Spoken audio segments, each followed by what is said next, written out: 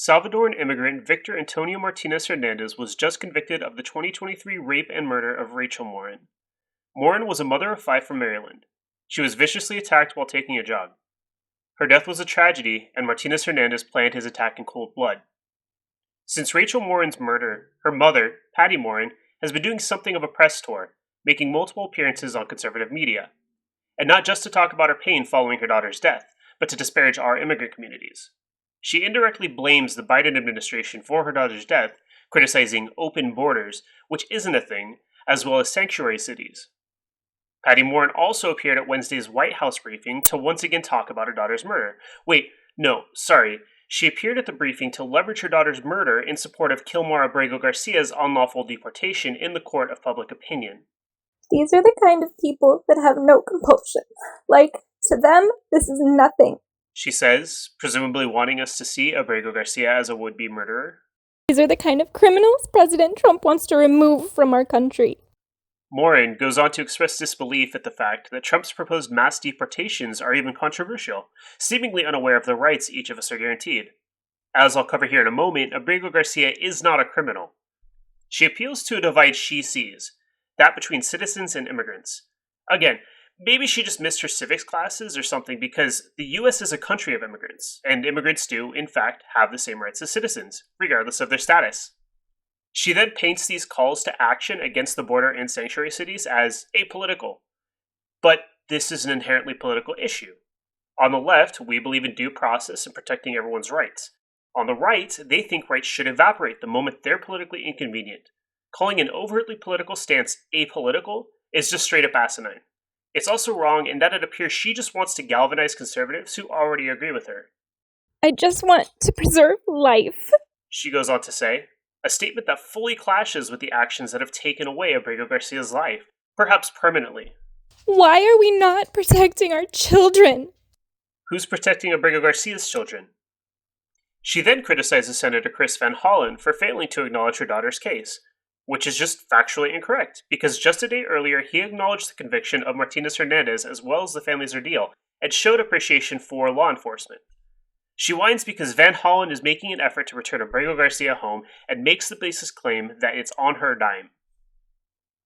I can sympathize with a mother's pain over the cold-blooded murder of her daughter, but that sympathy ends the moment she leverages that pain to condemn innocent people. Martinez Hernandez has been convicted. He will be sentenced. This heinous act is seeing justice done. When she stands on stage at America Fest and demonizes immigrants, regurgitating Heritage Foundation talking points as she makes irrational appeals to people's fears, at what point do we acknowledge she doesn't speak for the aggrieved family members of victims, but instead for Stephen Miller and Donald Trump? In Karoline Leavitt's little press briefing, Patty Morin serves as nothing more than a spectacle for conservative policy that incites violence against immigrant communities, only to then turn around and liken Donald Trump, who has been found civilly liable for sexual assault, to her grandfather. She is a convenient tool to draw attention away from the cruelty and incompetence currently on full display from the Trump administration.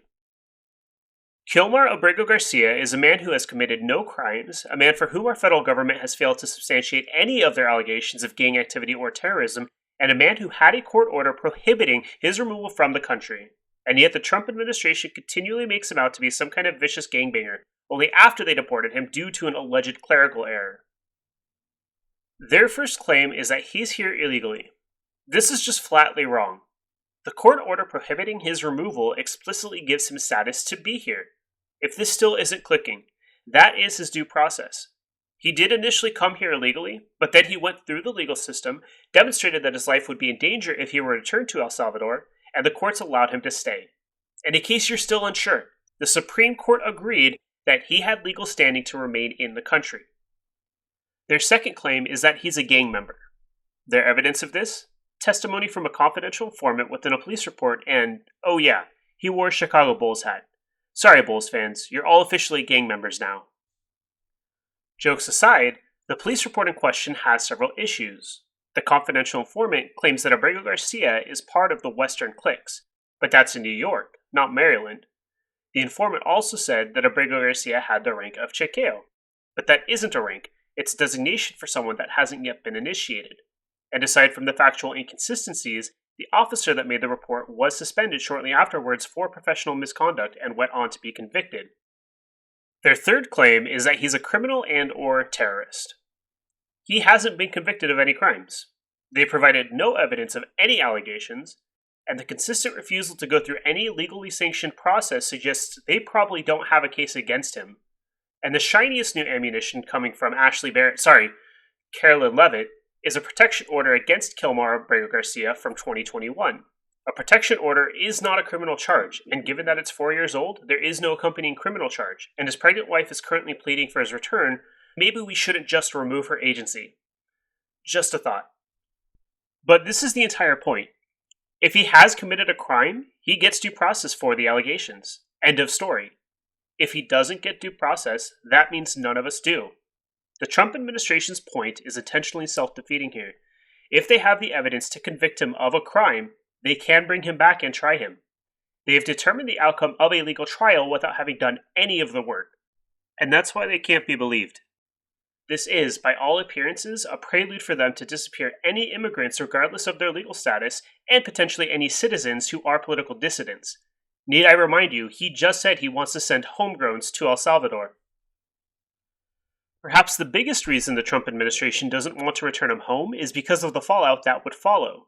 A return to Abrego Garcia could interview about the conditions in CICOT, the Salvadoran Gulag, and become a credible activist against the Trump administration. Trump's foreign relations and his administration would be put under the microscope. They have nothing to personally gain from returning him and everything to lose, so they will protract the process as much as they possibly can, and given the limited routes for enforcement given to our courts, all we have is public pressure. Which is why Leavitt invited Patty Morin to the press briefing.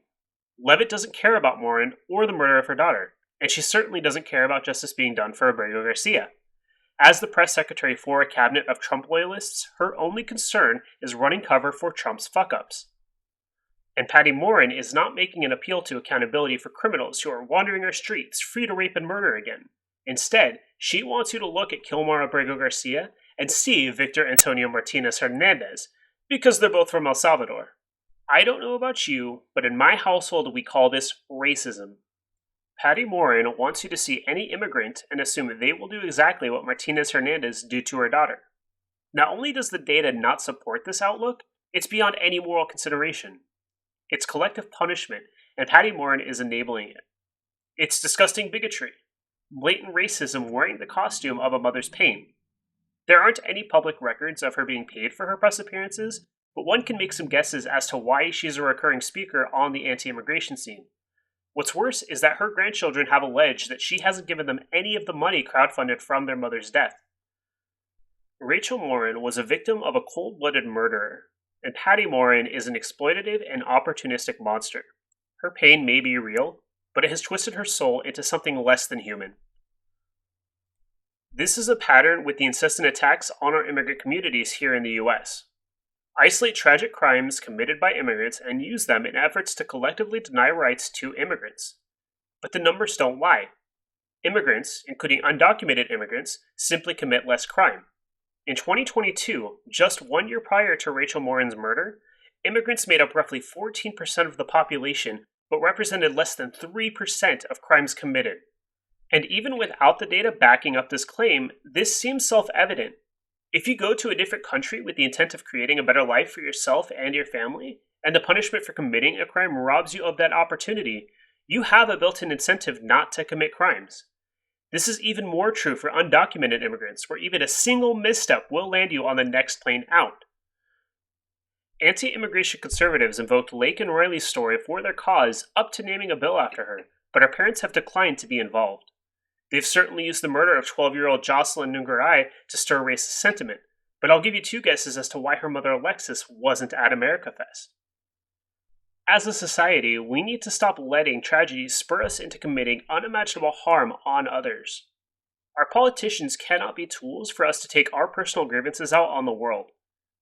They aren't doing this for any of our benefit, but rather to advance their own political goals.